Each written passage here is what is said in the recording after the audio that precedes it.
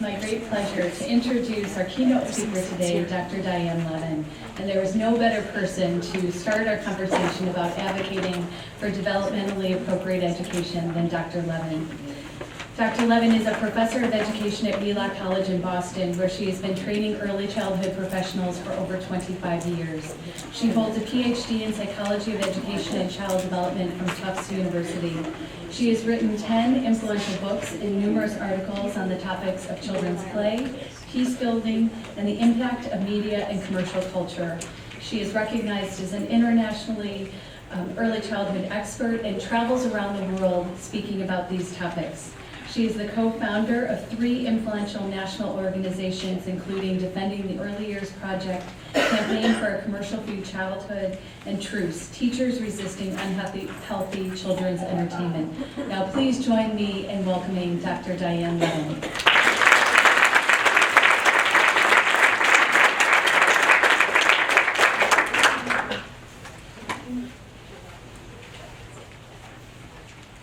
Thank you, Liza, and it's a pleasure to be here today on this at this amazing event.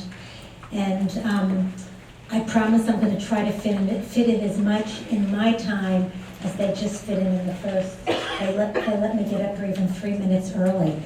I'm going to try to fit in as much time, as much information as I possibly can in the time that I have, so you leave with as much information as you possibly can to build on to the kinds of goals that have been set for today, which are just fantastic. I wish people all over the country could be thinking about these issues as seriously and putting as many resources into it as you are. I do want to talk about endangered play and why endangered play really does lead to endangered development. And I'm going to talk about my talk is organized into 3 pieces. First, it's how is play endangered? What's going on? Second is why is that so dangerous and worrisome for children's development and learning? And then third, what we can do about it. I want to warn you, if you need to leave in the middle of my talk, I don't take responsibility for your depression. If anyone's heard me talk before, I try to say this at the beginning of most of my talks, because I try to organize it so that the beginning is the difficult stuff, and at the end we realize once we understand the problems, there's so much we can do to make it better. But once we have that framework in our head, we really are empowered in a way we're not when we just try to deal with this problem, and then this problem, and then this problem.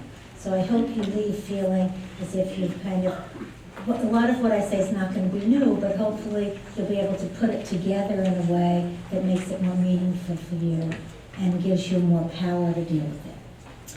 So that's my goal. So why is it more important now than ever to develop effective strategies to promote play? I entered the field and worked with children many, many years ago, and I worked a lot at that point on how do I facilitate and promote play. But it was like a piece of cake then. It was so much easier, even though I worked really hard at it because I loved doing it. And it just felt so exciting when something really worked and something really new happened that I hadn't seen happen before. But at this point, what's going on? Children have less time to play. Well, why do they have less time? Several reasons, but one, you won't be surprised if you know anything about what I studied, more and more screens everywhere. And research is finding that children spend more and more time with screens at younger and younger ages, starting in the crib, more and more access to screens at younger and younger ages, including in the crib, right from the start. Push buttons, and it's not just pushing buttons, they're following someone else's programs. And even their toys, the most basic childhood toys, like a rattle, is taken over, or can be taken over by a screen. And a baby will love this rattle and want this rattle and look at this rattle and start pushing buttons with the rattle, and they'll seem so smart with the rattle. But how is it a toy and how is it not a toy? I can remember the first time I gave my son the most basic, simple little rattle. And he kind of wasn't even looking at it, he just moved his hand when I was changing his diaper. And he kind of was shaking it, and it made noise, so he stopped to listen, and the noise went away. And so he just started shaking his hand again. He heard it again. And suddenly he hit his head. And he started to cry, and I felt so guilty. But I was pushing my child too fast to get involved. And to really, use a rattle, the most basic toy. So then I took it away and I comforted him, and maybe a month later I gave it to him again, feeling a little worried, but I watched, and this time he shook it, and he looked at it, and he shook it again, and he looked at it, and then he started shaking it, and then he started patting his head.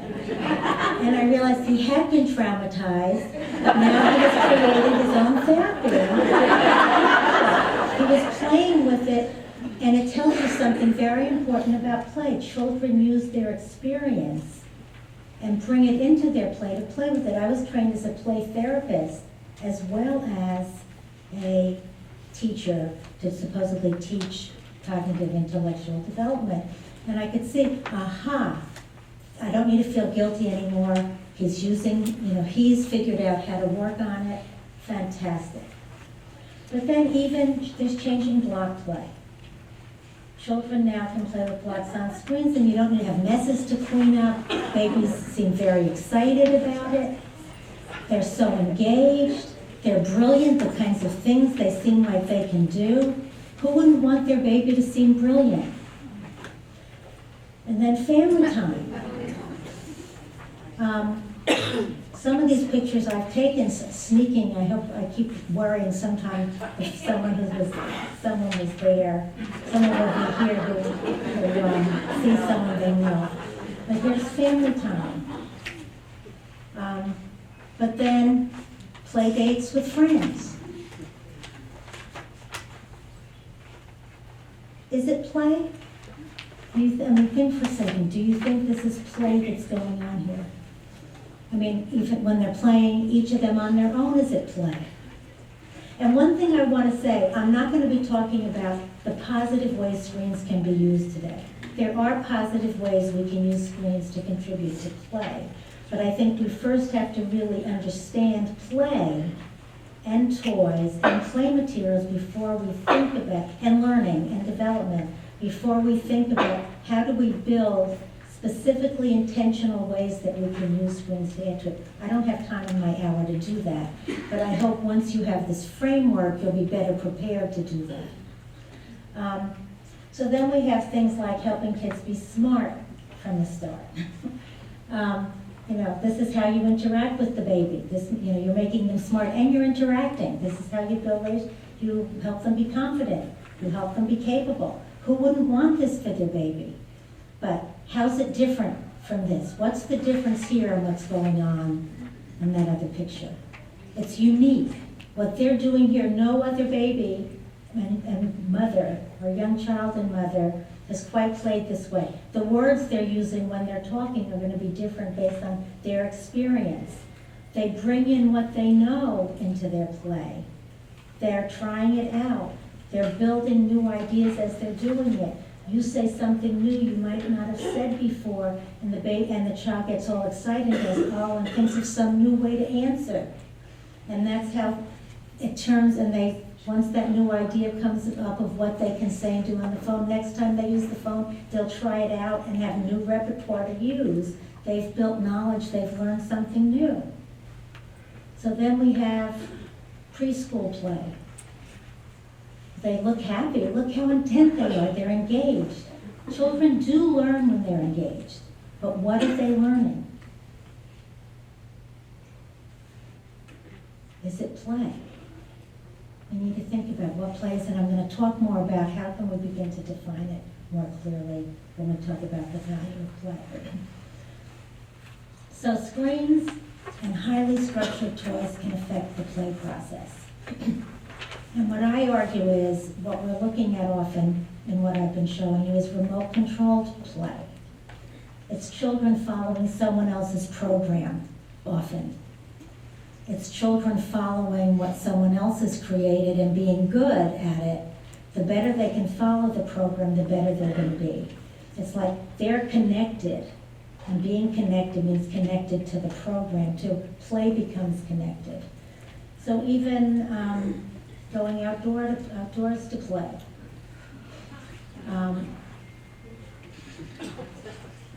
And then we also have disconnected relationships like we saw there, remote controlled relationships. I often call it compassion deficit disorder develops. Because they don't learn about the give and take. They learn about how the screen relates to their pushing buttons, but they don't have a chance to say something to someone else and see that they get upset and realize what they can say instead, so they don't get upset. They're not learning about that kind of cause and effect. They're not learning, and I'll talk more about that too.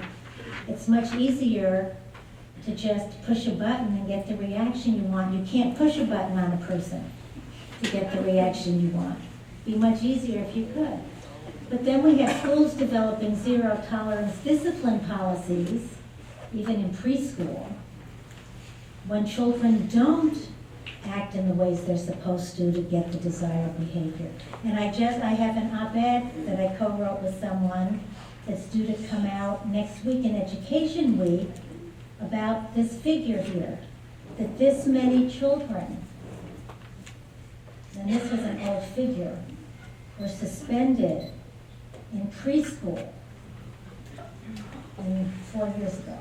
And I just saw a Massachusetts figure from last year, and something like 750 children were suspended in Massachusetts alone last year in preschool and kindergarten. So schools suspended for not behaving right.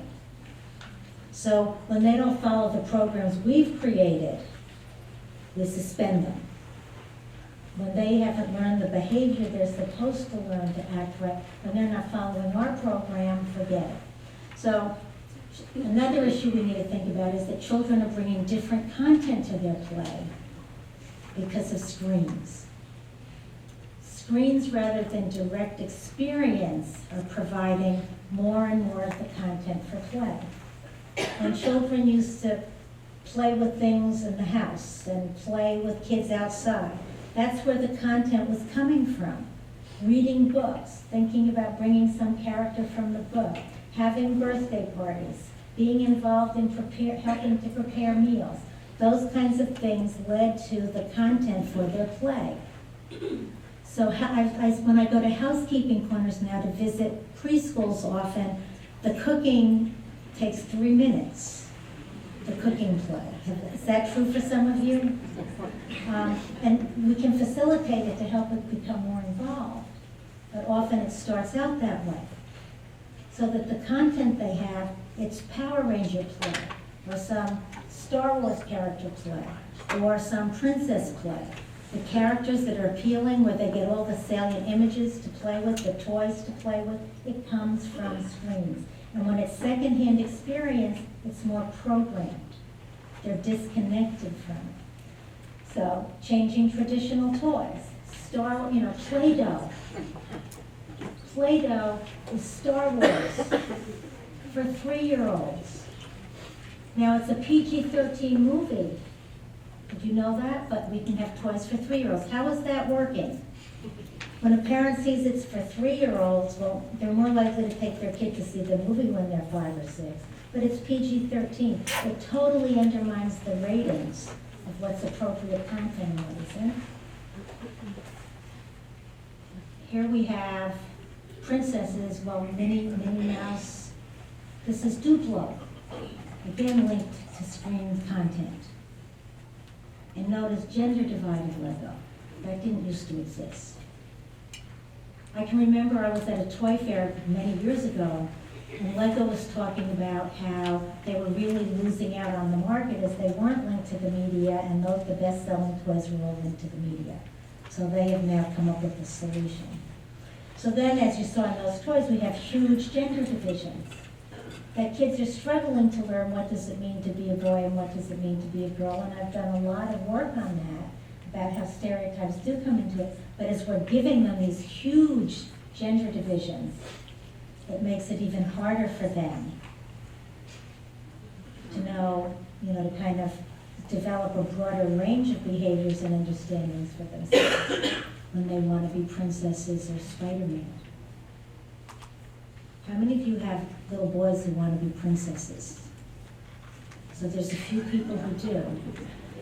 And that's important to think about. I've had parents who then get worried when their boys want to be princesses, depending on what their ideas are about gender too. Because many of the parents of today grew up when things already had begun to be very gender divided. I mean, more gender divided than when I grew up. Okay. And then even we need gender divided rattlers. So that even starting with babies, even if you're going to get this medium-length rattle, why do you do it? Well, if you have a girl baby and then you get a boy baby, maybe you need to get 2 different rattles. A lot of what we're talking about, marketers are thinking about how to get you to buy more. But then what lessons do they teach? We need to think about that too. But then it's morning, noon, and night. You go to bed, you get up in the morning, you go to school, and you don't do it for your kid, but then some other kid has it and your kid wants it. One mother told me she had all kinds of problems because her daughter couldn't sit at the table in school at lunch with the girls who had Disney princess lunchboxes. There was a special table. And those kids were the ones who played more and they kind of formed this bond, and they were the play group that was the popular girls. And now children's books too. So that content kind of takes over, and that becomes what they know about for their play.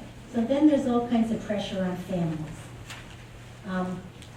Marketers dictate to parents how to make babies and young children smart. You need the alphabet apple, for instance. Then you would think about what age do you think this might be recommended for? 8 learning activities. What parent doesn't want their baby smart? And I've talked to low-income parents who really worry if they can't buy these things, and they'll scrimp and save to be able to buy things like this for their babies because they think somehow they don't want them to be disadvantaged. But then once kids get used to the buttons, we need to worry about what do they do when they don't have buttons to push. I've heard about babies who start pushing magazine pictures, trying to push the buttons. Then there's another message, danger, danger everywhere for parents. That children engage in less outdoor and nature play. It's wonderful that that's not going to happen here.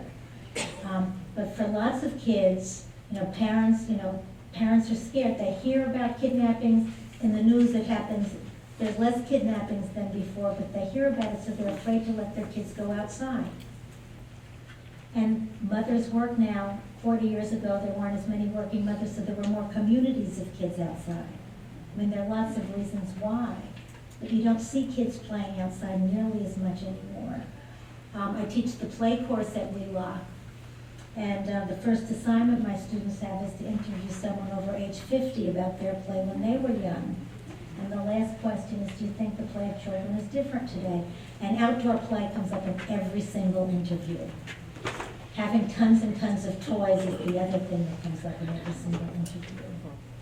And screens is the third thing. Those are the 3 things that come up.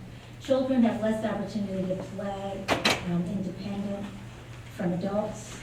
When children are outside, adults are there. Often adults are there, trying to control and teach. Pressure from news media and beyond for kids to be smart. Then changes in the role of schools in play. Come away from the window. You don't want to be a child left behind, do you?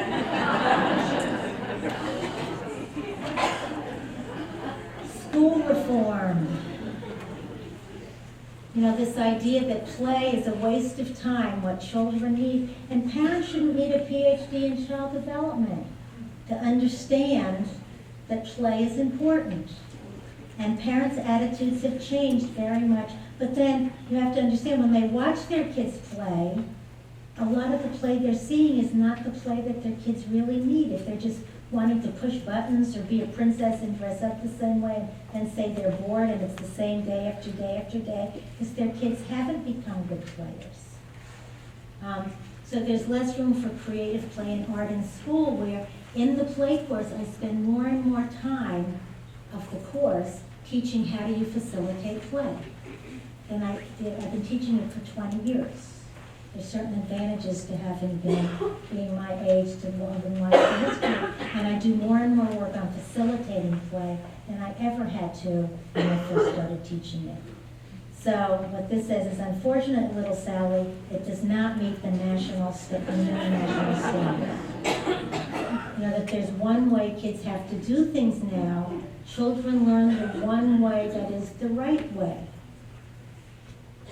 For a fair selection, everyone has to take the same exam. Please climb that tree. There's not room for diversity in individual differences.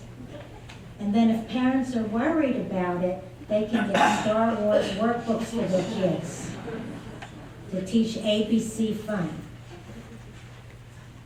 It aligns with, it says on the box that it aligns with the National Common Core standards with upper and lowercase alphabet, pre-writing skills, and writing letter skills on the computer. And when I got this item, it was one of 650 worst Star Wars products for boys. There was also another something like 273 for girls. So why is quality play so important for development and learning? It's at the heart of healthy development, and research, more and more research is coming out saying that.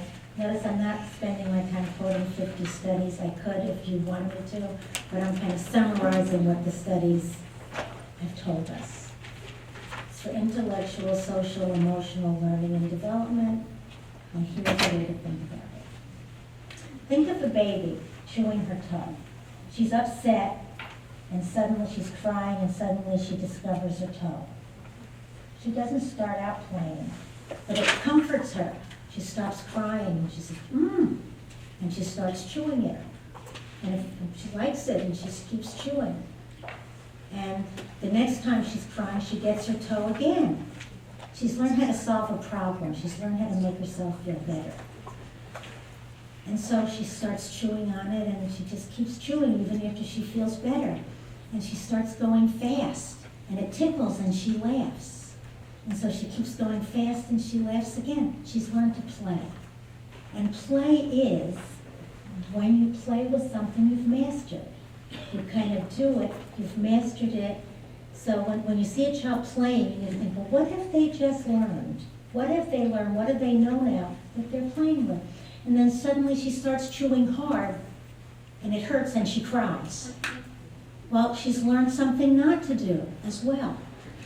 And so now she just starts, some babies do it with their thumbs. This particular baby did it with her toe.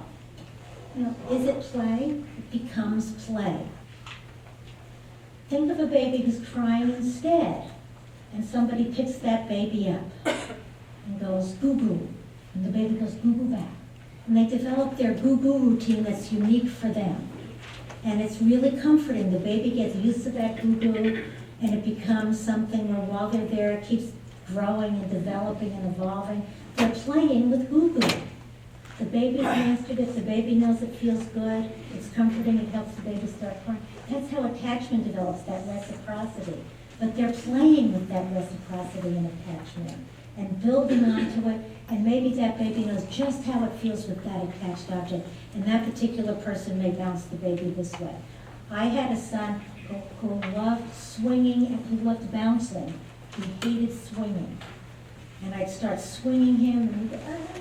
But if suddenly one day I went like this, and he just got all excited. And suddenly we learned up and down was what he wanted. And when we started doing it, it became a game. And it was like that. He never wanted to go on swings at the playground. It was just, once his grandparents put him on a swing that held him and swung him, and he started to cry. I don't know why, but swinging was not his thing. And, you know, get that kind of attachment, but also playing and getting better at bouncing. He loved bouncing. He loved bouncing balls. That became one of his real expertise things. So that kind of thing. So creating their own social interaction program together and playing with it, playing with what they've mastered. Attachment. Imagine a baby crying instead, and you get, this little soup. You push a button and it starts playing music, the fish starts swimming around, bubbles start.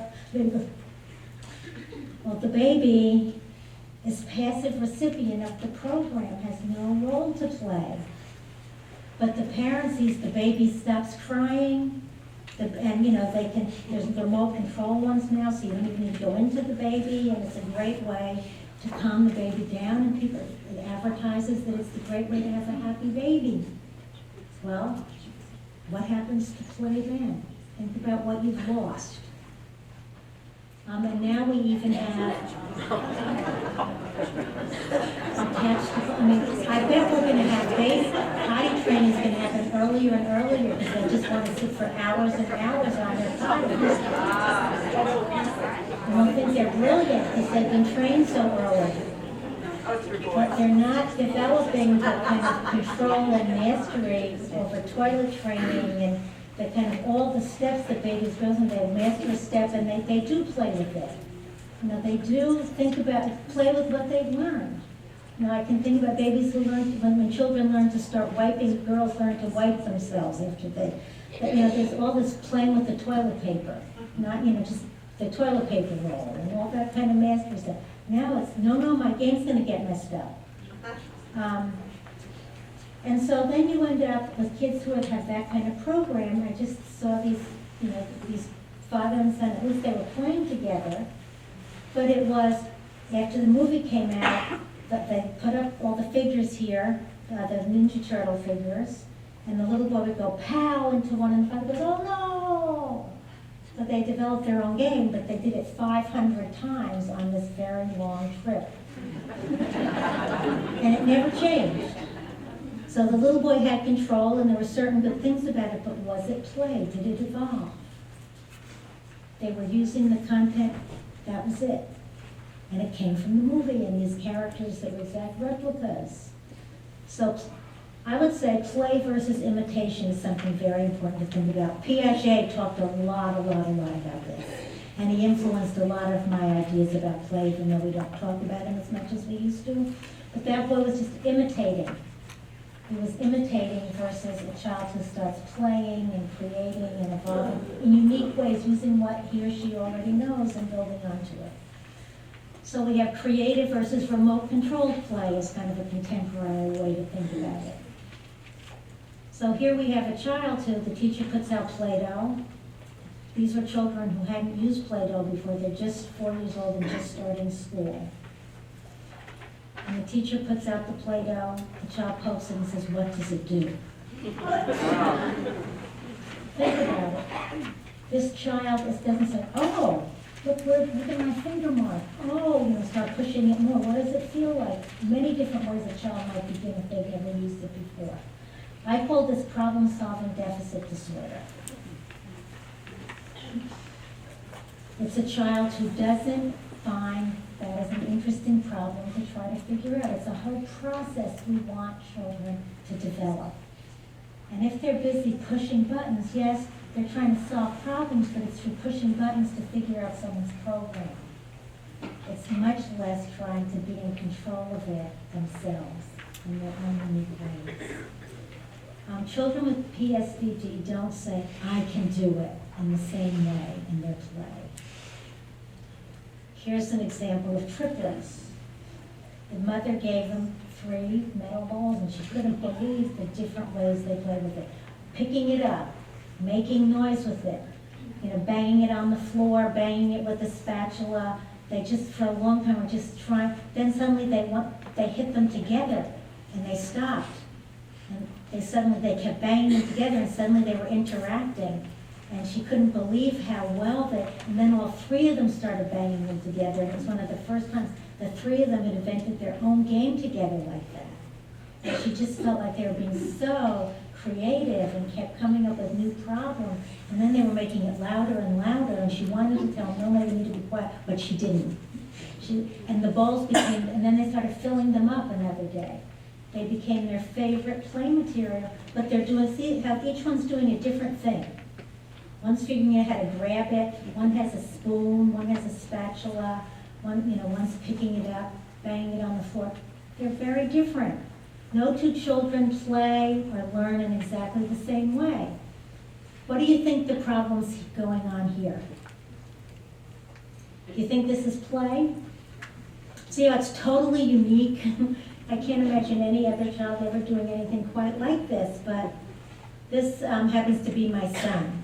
I have to have at least one example from him, but I was a weaver at that time, and there was a loom and there was string everywhere, and he loved to take the string and weave it around the house. And then one day he took all of his toys with wheels and started stringing them together and wheeling them around the house. So he was building this interest, and he came up with his own new idea for his vehicles and for the string. And he was just so pleased that he could ride around the house with his wheeled vehicles. And so he's developed, what's the role of toys here? Having wheels. He's learned about wheels. He's categorizing. He's learning about categorizing. There are different kinds of toys. He's put them together, and there's strings and lines, and knowing about lines is really important for knowing about letters, for all kinds of things. What role does he play? He's created his own version based on his interests. He loved his wheeled vehicles at this point, but he's put them together with something else he loves, and that kind of combining becomes important.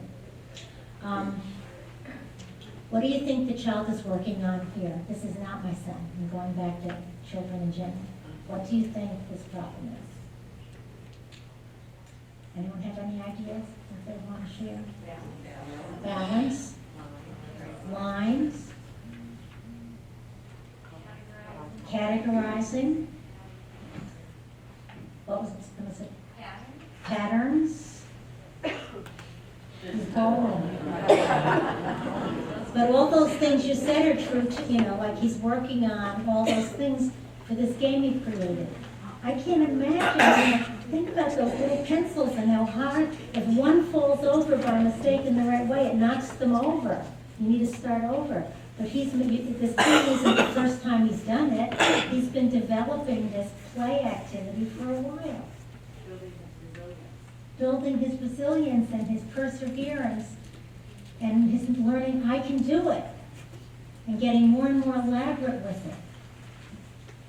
So here's, this is the best I could do trying to make it. I kind of think of this as a spiral going up for how kids' development advances. They start in the middle where a new concept or skill is mastered. I can stand up a pencil. And he plays with that. He stands up 2 pencils and maybe does knock them over. And he stands up, he can't support, they fall over. So he figures out, well, how can I line them up in a new way or how can I put them down a little more carefully each time so they don't bump into each other.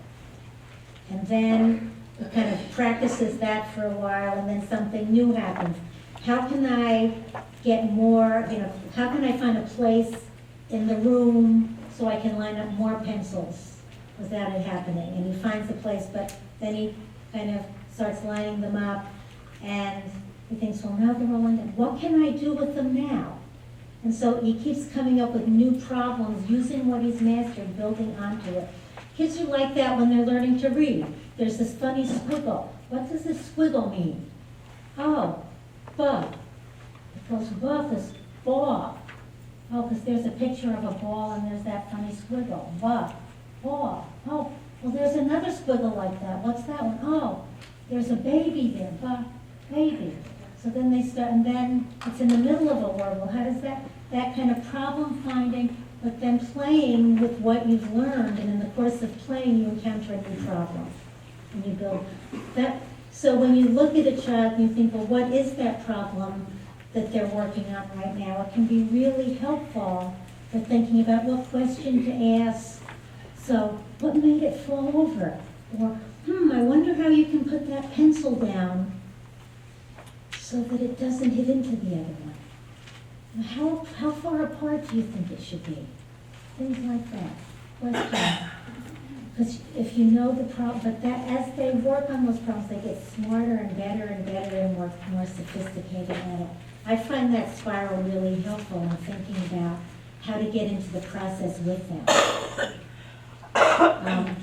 So just some things to think about, work versus play. When they're struggling to make the pencil stand up and figure out what to do with it, they're working. But once they've mastered it and now he keeps lining them up and knowing what to do, he's playing with what he's learned. And Piaget talked about how in the play process, there's the work time when kids are struggling, and once they've mastered it, then they play with it. And the better they play with it, the better they master it, and then of course they'll come up with a new problem, and they work on it to master it, and then they play with it again. So then play versus imitation, are they just trying to imitate something, or have they created their own thing? And kids, he said they do imitate at first when they're trying to create a character. They may try to imitate mommy or daddy or teacher or Snow White, but can they turn it into their own character over time, or does it stay stuck in the imitation stage? Or do they start playing with it and making it their own in their own way? Content versus process. Do they get involved in an interesting process that you can watch, or is it just making Disney Princess look just right? Problem finding, problem solving. Do they have problem solving deficit disorder so they don't keep finding those interesting problems to work on and try to solve?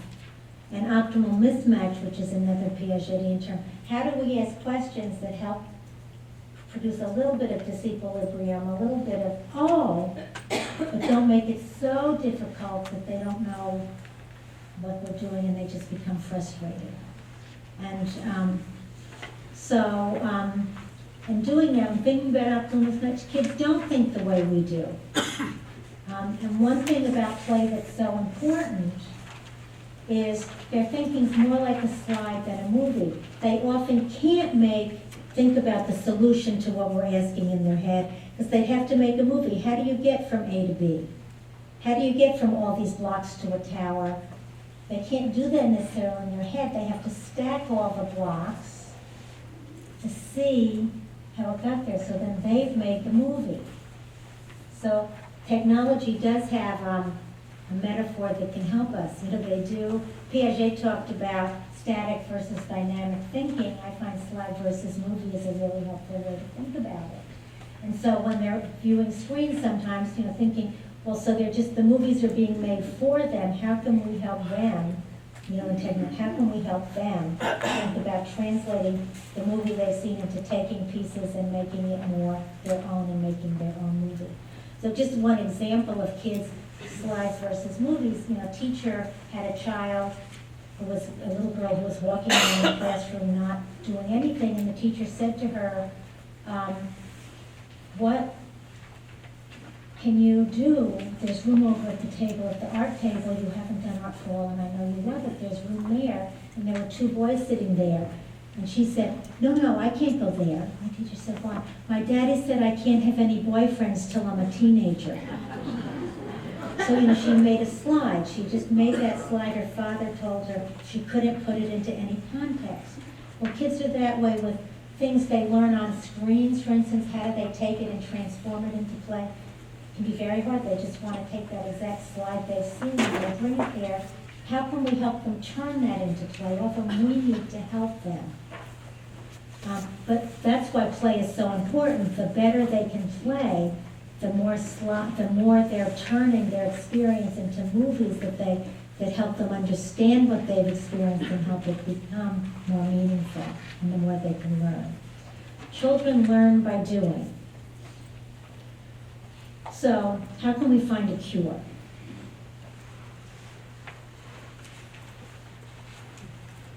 Key questions.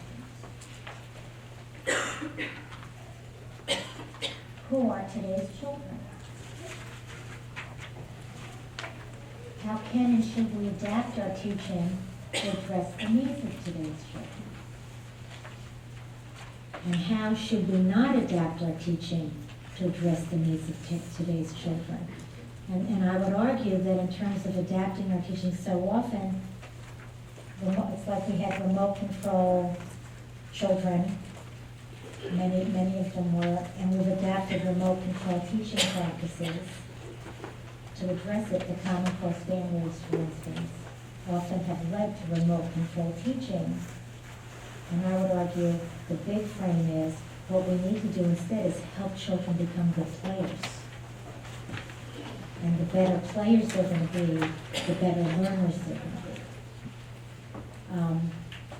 And this year, I'm on sabbatical, and I've specifically been focusing on low-income children because I feel as if in many ways they're the children who are the most hooked on screens with the fewest other resources to help counteract what I'm talking about, but all children are affected.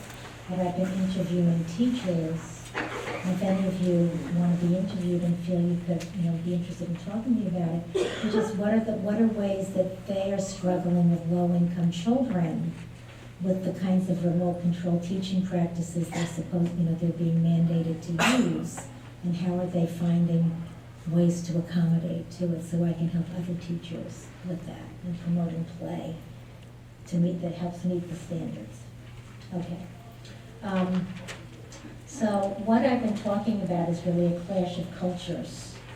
We have all the societal environment, that promotes optimal play.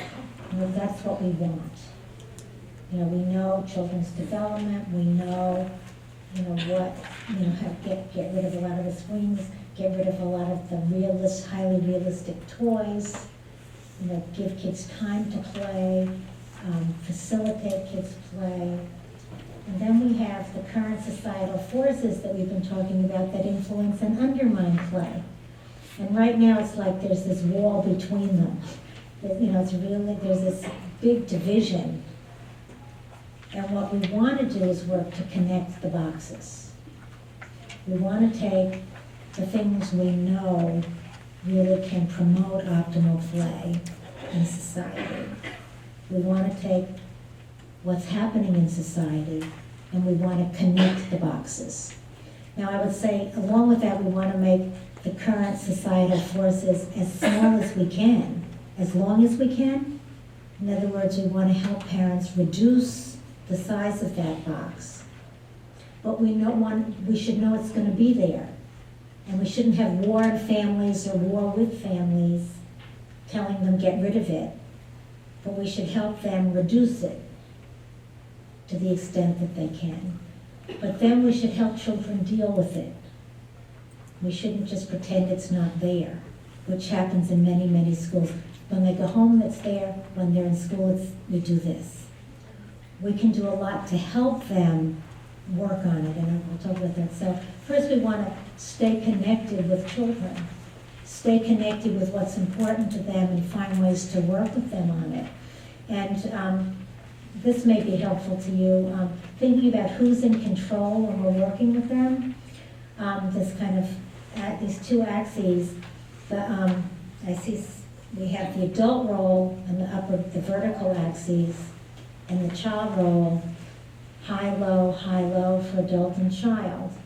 And if we look at the high, whoops, I started with the low, okay. When it's low, it's much of free play today. Adults aren't very involved. Children aren't very involved, they're just kind of flitting around. The quality play doesn't really lead to much, there's not much quality play, not much happens, kids don't get that invested. They just flit around during free play. They do a little of this, a little of that. And we don't, it's free play, so we don't get that involved necessarily. And then we have where the child is high and we're low. And that's like what free play was like years ago.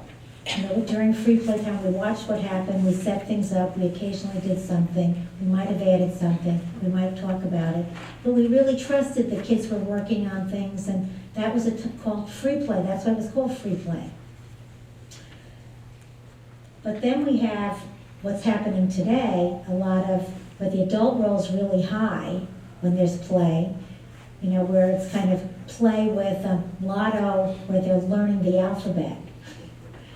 But so the child's role is really low in terms of them having control. They're just doing what the game mandates. And then we have high, high, and that's what I would argue a lot of what we do today should be, where the child is high and we're high. We think about what can we facilitate, how can we get it going, what are the children doing, what's going to excite them. So if the only thing girls are interested in is princesses, how can we get, what are they interested in? How can we get it going? Maybe they want to start making pictures about it. Maybe we can write a story about it. Maybe we can think about something happening in the community that's something that had interested the princesses that they can learn about. That's not really princessy at all. But the point is, how can we connect to them? How come the princesses like feasts with the princes? Well, let's open the housekeeping area and get a lot of cooking going so they can make a feast. What can we do to actively facilitate so they become more active in creative play? And so that high becomes much more important today than it used to be. Now here's an example of a child who, after a lot of work from the teacher, really became high herself and started taking over. And she made this picture. She started doing more and more of this, and she started developing the foundations of math and literacy in the course of it. She was only in the end of kindergarten. And she started counting, so she had the same number of stars in each line. She has the pattern for where the star rows go, where the windy lines go with the dots. I mean, think about the eye-hand control she's developing. The teacher didn't worry about her doing penmanship because she saw what she was learning about penmanship. She talked to her about, well, how did you know how many stars you could fit in? And she talked about how she counted. So she knew for the second line how many to put in. I mean, she really, I think this is a masterpiece for a 5-year-old. And the time and the perseverance and the engagement. The child was high, the teacher was low. This child is a good player. So, assessing which kids need more input, which don't, and when. What can you learn about this child from his play? Just think about how he knows about big and little. He's able to fit, he's categorized the animals, which animals go together. So doing that kind of diagnosis, well, this kid might be interested in doing some more math that involves categorizing. So he's really high here. The teacher, again, had worked a lot with block building. When he got interested in the big blocks, she said, I wonder if you can do anything with the little blocks that will be, that'll work like the big blocks. So, because she saw how carefully he worked with them, and you can see how pleased he was when he figured it out. She had helped him come up with an interesting problem. It was a good problem for him. He worked on the problem, and he's delighted. And then he sorted the big and the little animals, not just the big and the little blocks. That's the kinds of problems. It's unique, again. These kids, it gets them outside. It gets boys and girls playing together. They worked really hard. This teacher collected boxes. And they're going on a trip. And they started writing stories about going on trips.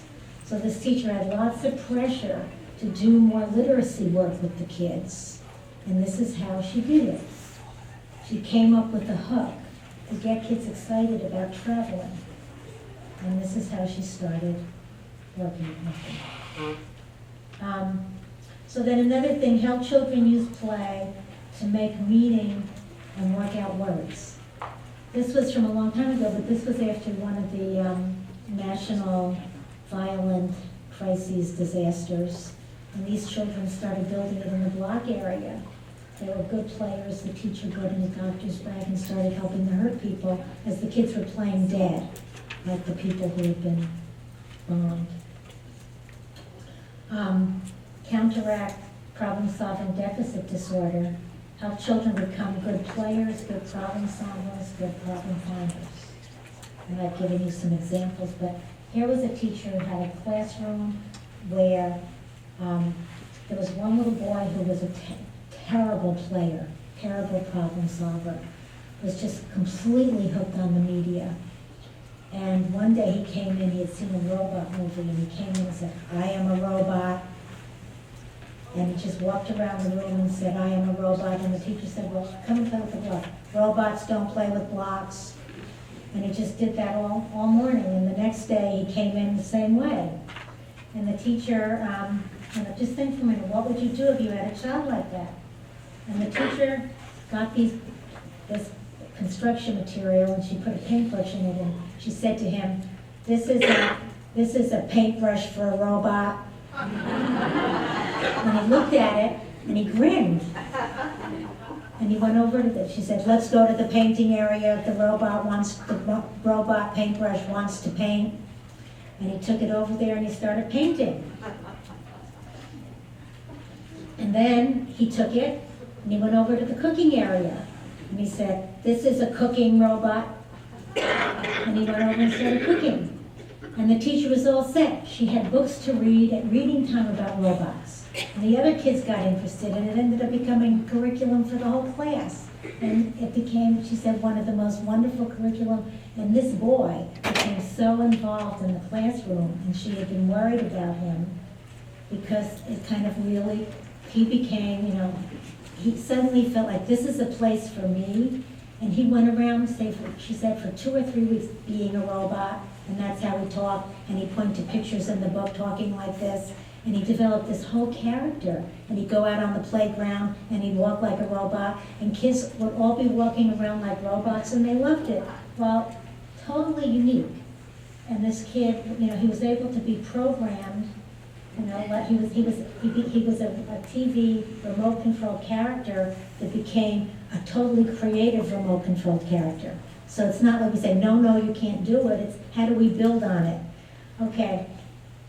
So put a greater focus on strategies for facilitating play. In and out of play, at home and at school, thinking about our role as adults. I'm going faster now. But connecting the child's developmental level, integrating developmentally appropriate skills into the play. So connect play with basic skills, meaningful literacy and numeracy into children's play and problem solving. We saw the teacher doing it with the child who made that drawing with all the squiggles, but with the robot play, they started doing all kinds of counting how many steps it took the robot to walk to the gym. And how many steps, they kind of built all of that in, and this little boy loved to count and work on one-to-one correspondence, counting how many steps it took the robot. And they'd write down how many steps it took. And the teacher would say, last time it took 27, this time it took 22.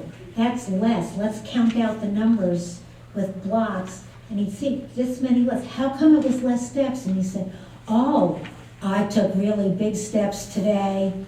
And then he started doing really big steps everywhere. It kind of became this wonderful thing that he just loved.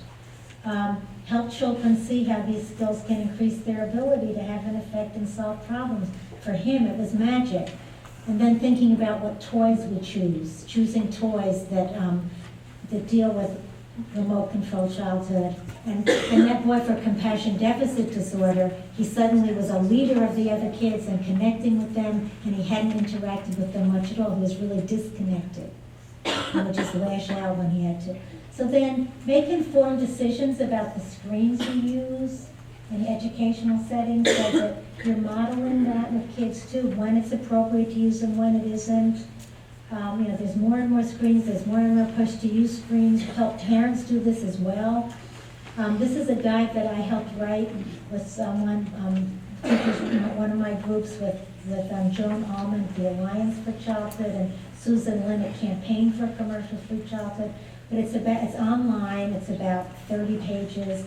That is a guide that we wrote to really help you think about when to use it, when not to, how to explain it to parents, what you're doing and why, to help them think about media and technology. There's a couple sample copies out. There are materials on the table, and there's a couple sample copies for you to look at out there. But it's all online for you as well. And there are little one-pagers online, one for parents, one for professionals, to help parents think about these issues. And you can get it at commercialfreechildhood.org. 8, get schools and families to work together to promote quality play. And that means getting beyond blame or just say no approach. So often we say it's parents' fault. They just need to stop and we're just going to, but a lot of parents say, well, I just did a little of this and a little of that, and suddenly that's all my kids want to do. Screens are very seductive and the marketer, the commercial culture designs them to be seductive. They want kids to be lured in. So we need to think about how to deal with it. My group, Truth, Teachers Resisting Unhealthy Children's Entertainment, which Blakely Bundy is now a very active member in. We were started about 20 years ago when Boston Association for the Education of Young Children asked me to work with them to develop materials for parents and for teachers to give to parents to deal with the Ninja Turtle movie when it was coming out. And we developed a film that says that you're a bad parent if you take your kids, but here's things to think about if you go, and here's things to think about if you don't go for working with your kids. And we continued meeting, and now I'm the only charter member, but there's always about 6 to 8 of us who meet and prepare materials. Right now, we do an annual toy selection guide, toys to avoid and good toys. It's online. It's not copyrighted, so you can use whatever you want for parents, in newsletters or online materials. Our most recent activity was family play plans to get families playing together instead of being on screens all the time. It's for summer, fall, winter, spring activities they can do together. Very simple. Organized screen. I know you have a screen-free week, but really participate. This is the date that the national one is. I think you have a different date, but do both. And the organizer's kit is really an additional help to what you already have. Work for Change, which Campaign for Commercial Free Childhood does do. Create schools that connect. What we know that connect what we know about how children learn with whom today's children are. That's just not, today what they do is, in a sense they know kids are remote controlled, so their way to connect is to remote control teach. But that's not what we should be doing. Instead of the misguided reform efforts, Defending the Early Years is my organization that I founded with Nancy Carlson Page, that Blakely is now also very involved in as well as the co-director. But Defending the Early Years prepares materials that helps explain a lot of the issues about what's appropriate, what's inappropriate, about remote control teaching, what's wrong with the standards, what's wrong. We're working on something now about testing. We have one, Lillian Katz, who many of you will know, wrote something about the difference between academic and intellectual teaching. There's something about how there's no research to support teaching reading in kindergarten. There's no research to show there are any advantages, and there's a little bit to show there are disadvantages. So lots of documents to help parents understand why play might be more important. So advocate for play. In my play course, none of my students are allowed to pass until they've written a really good advocacy paper on some topic for play of their choosing. And here's some examples of the kinds of things they've written. The role of play in learning academic skills. Whoops, I got my numbers a little messed up. The crucial role of recess in school. Like it may be to a principal who's canceling recess. A letter to parents.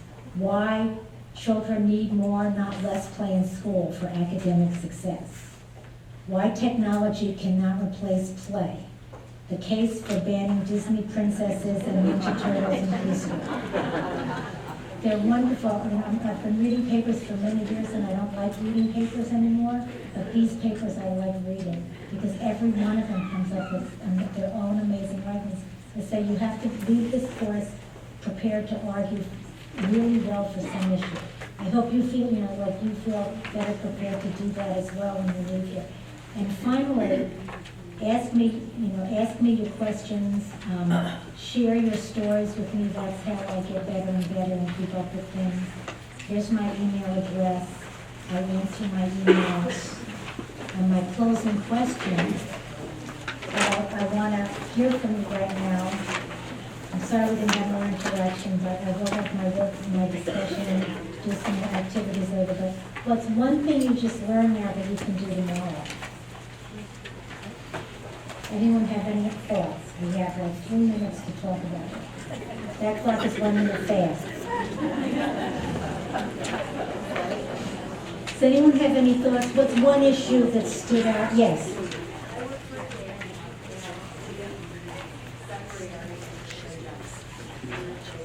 So separating in the day camp 3-year-olds by gender.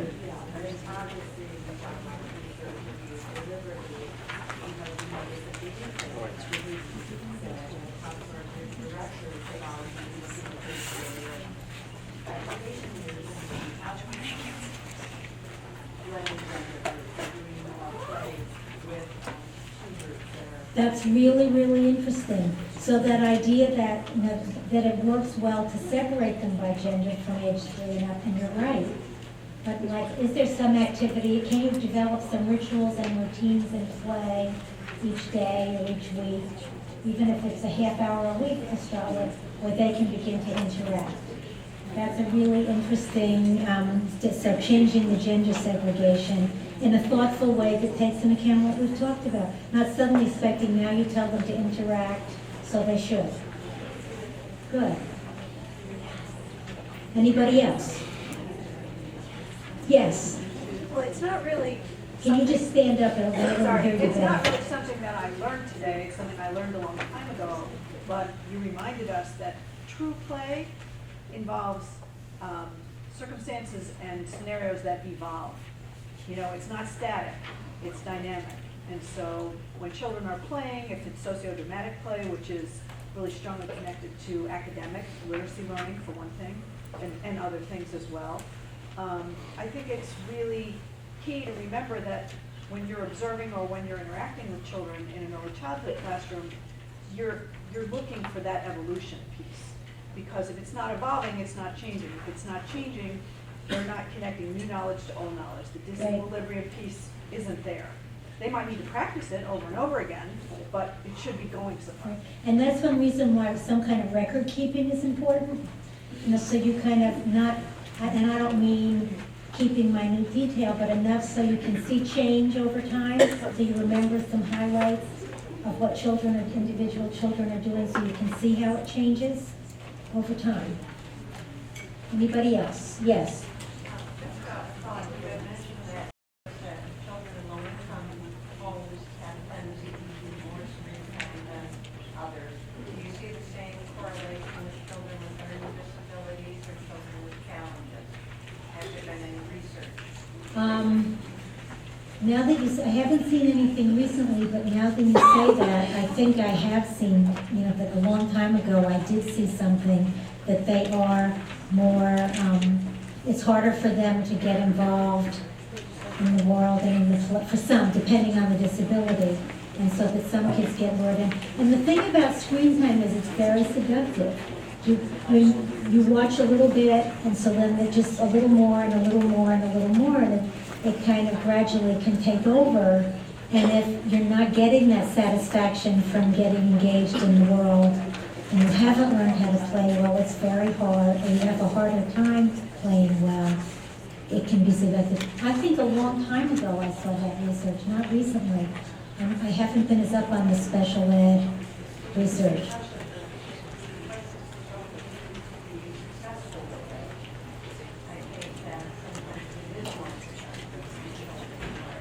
And And I think parents would feel that way too. I think parents, will see their children are happy and not frustrated, and they want that, and I don't blame them, but it's how can we help them, help their children in other ways too. And that idea of having limits, for, telling parents, a half hour a day. And how do you help set up that routine with your kids? And how do you not have, well, just a little more and a little more and a little more? When I talk to parents, I do a lot of that kind of work of helping them think about how do you set up rituals and routines. A half hour a day you can choose from this, this, or this. Or an hour a day after lunch, or after when you get home from school, at this time, and let's think about what you want to do, and when you get home, let's talk about it so it's all set so we don't need to have a fight when it's over. And let's set an alarm, and let's do it, so that you set up, once the ritual is set, it becomes much easier. Okay, anybody else? So, okay, this is the last comment, yes.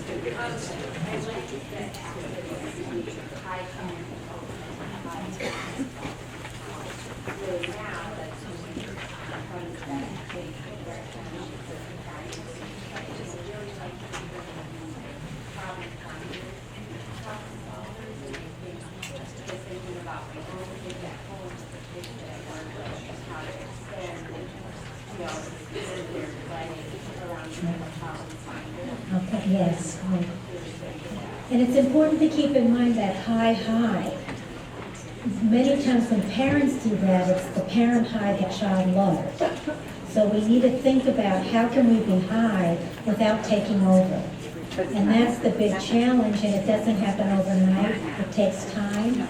So anyway, it's a pleasure talking with all of you. I didn't see one person fall asleep. I think that's a good sign. And I look forward to meeting with some of you in the second lecture.